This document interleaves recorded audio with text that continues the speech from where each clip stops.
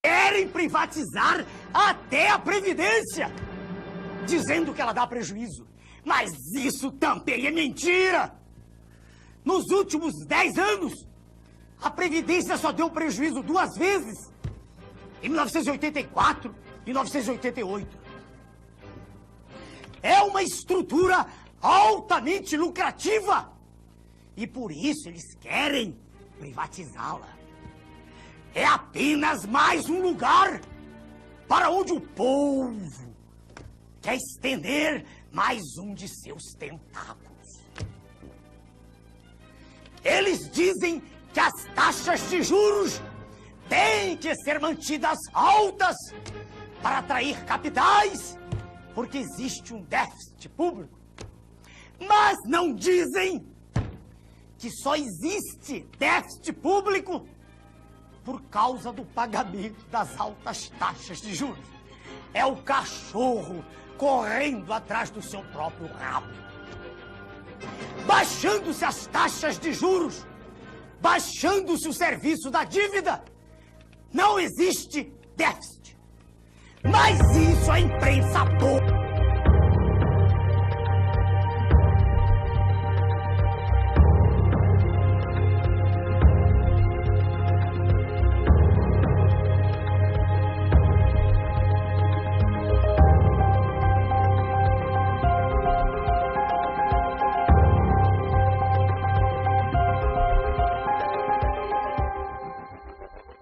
Existe em andamento um projeto maquiavélico de destruição do Estado brasileiro.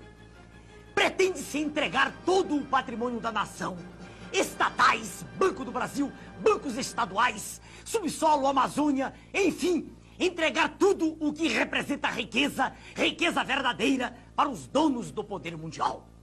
Dizem que isso é modernismo, que vamos ingressar no primeiro mundo, que o Estado deve ser o menor possível e que tudo que é estatal deve ser privatizado.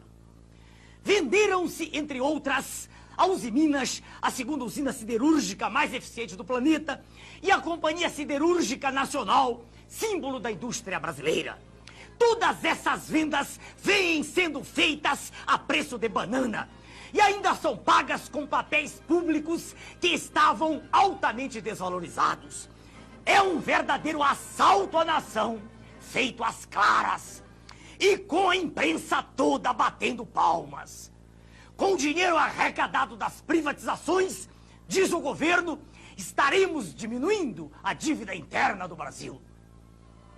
Mas o curioso é que se vai vendendo tudo e a dívida interna está aumentando.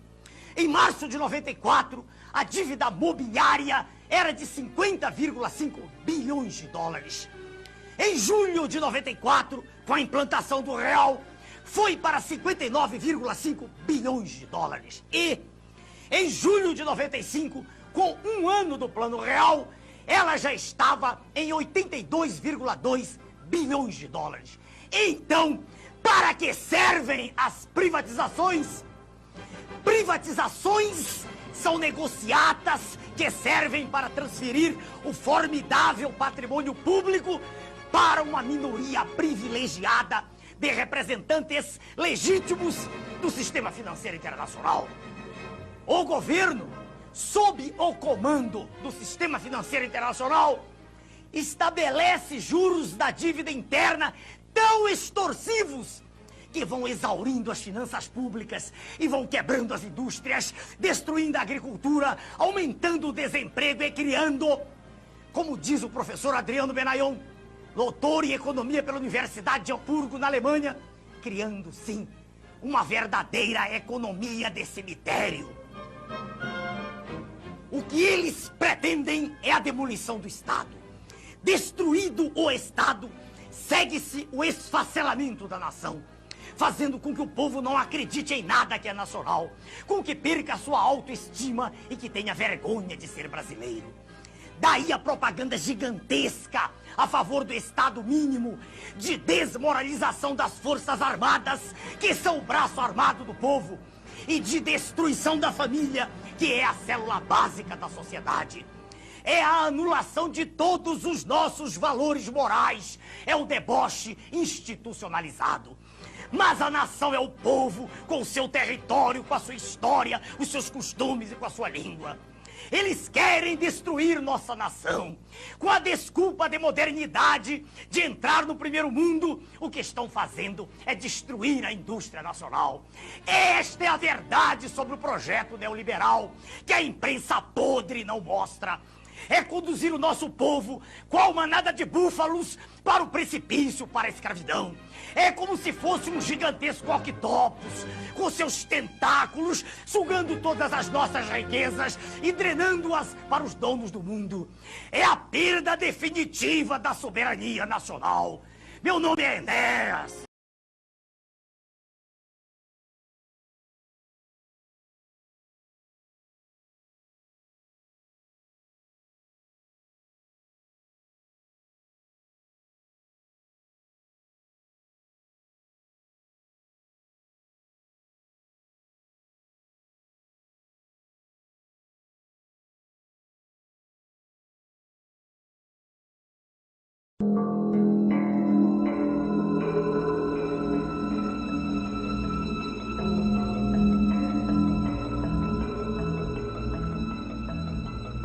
We economic hitmen really have been the ones responsible for creating this first truly global empire.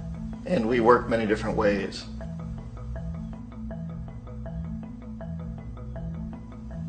But perhaps the most common is that we will identify a country that has resources our corporations covet, like oil, and then arrange a huge loan to that country from the World Bank or one of its sister organizations.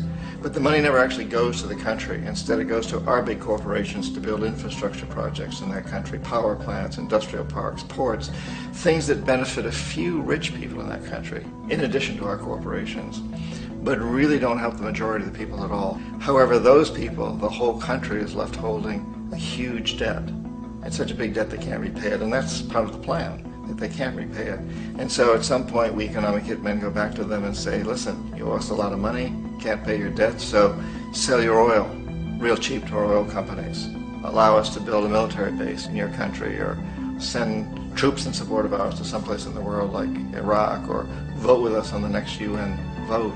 To have their electric utility company privatized and their water and sewage system privatized and sold to U.S. corporations or other multinational corporations. So there was that whole mushrooming thing, and it's so typical of the way the IMF and the World Bank work, that you put a country in debt, it's such a big debt it can't pay it, and then you offer to refinance that debt and pay even more interest.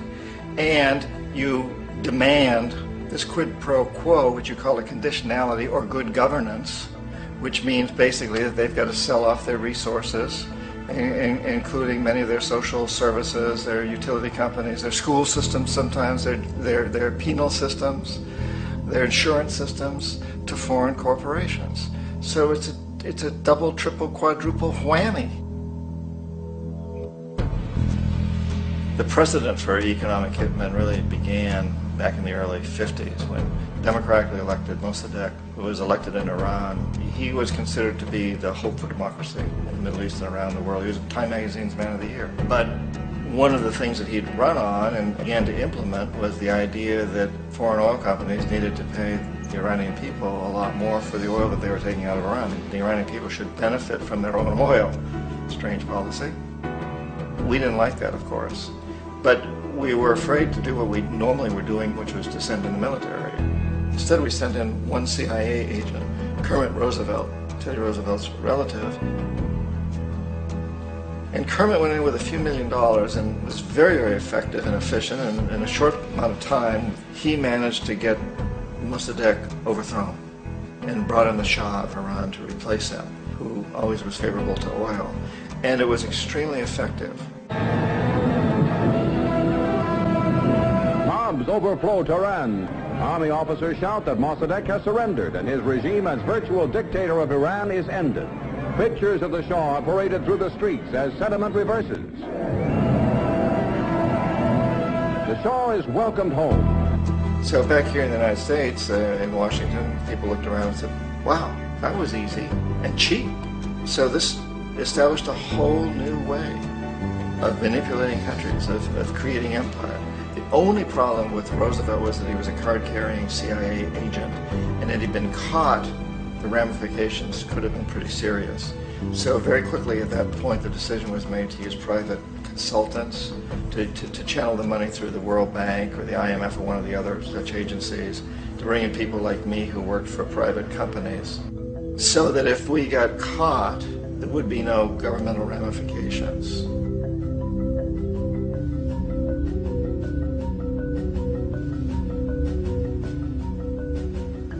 When Arbenz became president of Guatemala, the country was very much under the thumbs of United Fruit Company, the big international corporations. And Arbenz ran on this ticket that says, you know, we want to get the land back to the people. And once he took power, he was implementing policies that would do exactly that, give land rights back to the people. United Fruit didn't like that very much.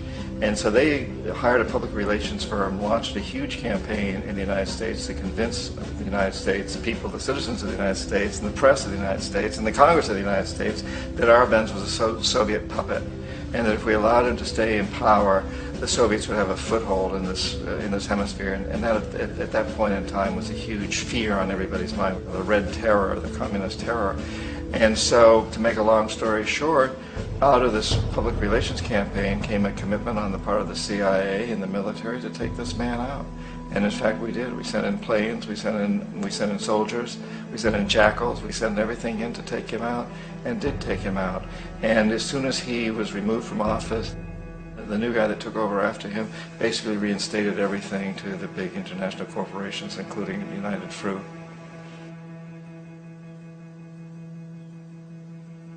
Ecuador for many, many years had been ruled by pro-U.S. dictators, often relatively brutal. Then it was decided that they were going to have a truly democratic election. Jaime Roldos ran for office, and his main goal, he said, as president would be to make sure that Ecuador's resources were used to help the people.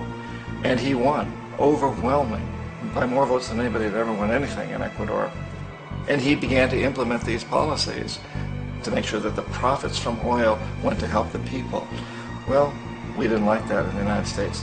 I was sent down as one of several economic hitmen to change Roldos, to corrupt him, to bring him around, to let him know, you know, okay, you know, you can get very rich, you and your family, if you play our game, but if you continue to try to keep these policies you've promised, you're going to go. He wouldn't listen. He was assassinated. As soon as the plane crashed, the whole area was cordoned off.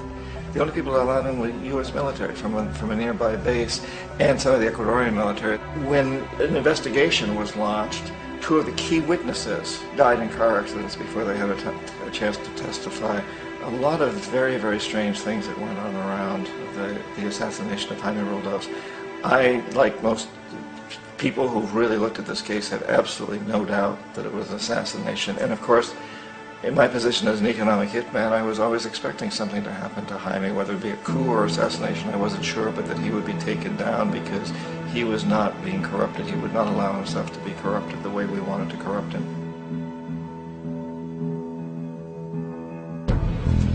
Omar Torrijos, president of Panama, was, you know, one of my favorite people. I really, really liked him. He was very charismatic. He was a guy who really wanted to help his country.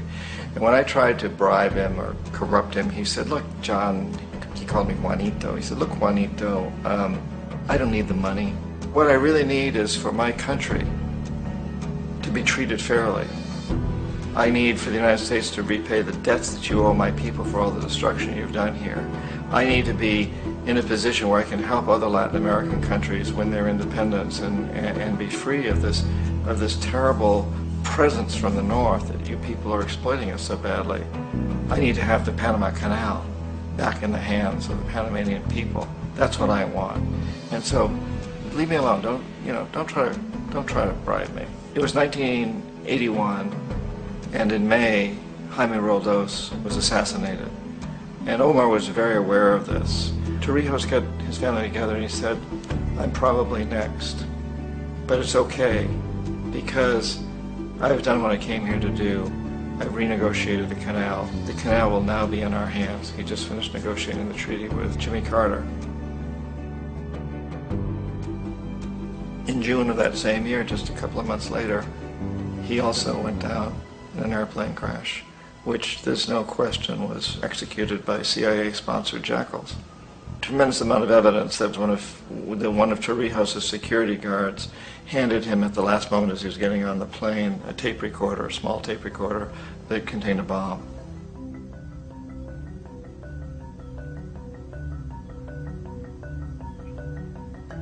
It is interesting to me how this system has continued pretty much the same way for years and years and years, except the economic hitmen have got better and better and better. Then we come up with, very recently, what happened in Venezuela. In 1998, Hugo Chavez gets elected president, following a long line of presidents who had been very corrupt and basically destroyed the economy of the country. And Chavez was elected amidst all that. Chavez stood up to the United States, and he's done it primarily demanding that Venezuelan oil be used to help the Venezuelan people. Well, we didn't like that in the United States. So in 2002, a coup was staged, which there's no question in my mind, and most other people's minds, that the CIA was behind that coup.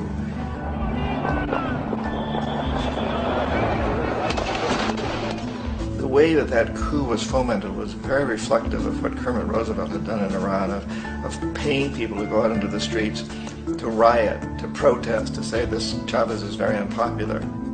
You know, if you can get a few thousand people to do that, television can make it look like it's the whole country, and things start to mushroom. Except in the case of Chavez, he was smart enough, and the people were so strongly behind it that they overcame it, which was a phenomenal moment in the history of Latin America.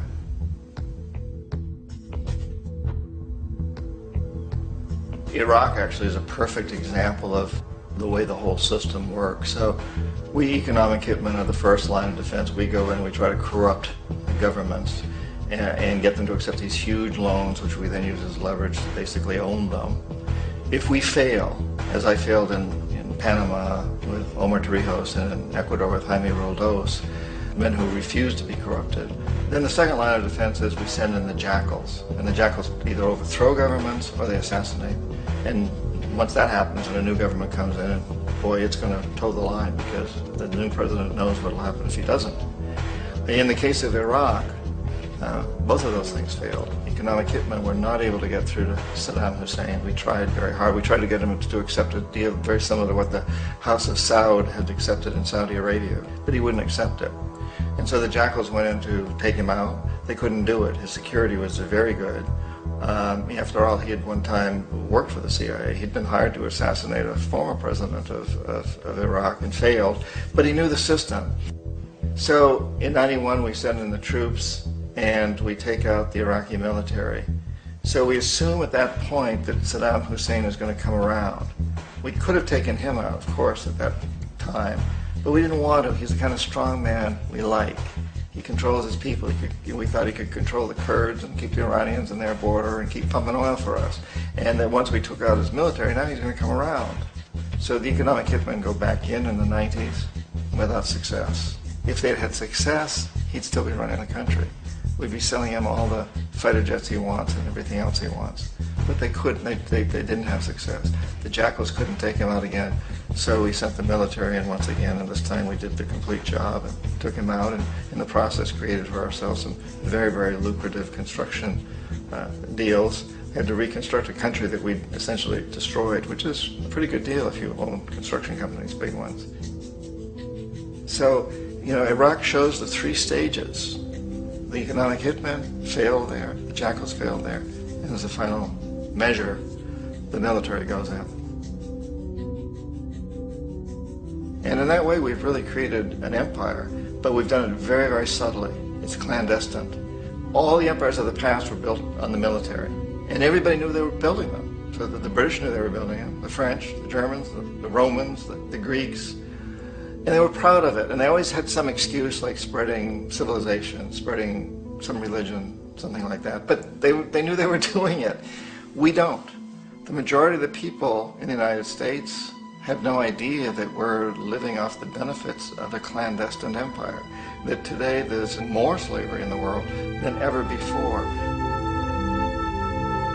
And then you have to ask yourself, well, if it's an empire, then who's the emperor? Obviously, our presidents of the United States are not emperors. An emperor is someone who's not elected, doesn't serve a limited term, and doesn't report to anyone, essentially. So you can't classify our presidents that way. But we do have what I consider to be the equivalent of the emperor, and it's what I call the corporatocracy. The corporatocracy is this group of individuals who run our biggest corporations, and they really act as the emperor of this empire. They control our media, either through direct ownership or advertising. They control most of our politicians because they finance their campaigns, either through their corporations or through personal contributions that come out of the corporations. They're not elected, they don't serve a limited term, they don't report to anybody. And at the very top of the corporatocracy, you really can't tell whether a person's working for a private corporation or the government because they're always moving back and forth. So, you know, you've got a guy who one moment is the president of a big construction company like Halliburton, and the next moment he's vice president of the United States, or the president who is in the oil business. And this is true whether you've got Democrats or Republicans in the office. You have to moving back and forth through the revolving door. And in a way, our government is invisible a lot of the time, and its policies are carried out by our corporations on one level or another. And then again, the policies of the government are basically forged by the corporatocracy and then presented to the government. They become government policy. So it's an incredibly cozy relationship. This isn't a conspiracy theory type of thing. These people don't have to get together and plot to do things. They all basically work under one primary assumption, and that is that they must maximize profits regardless of the social and environmental costs.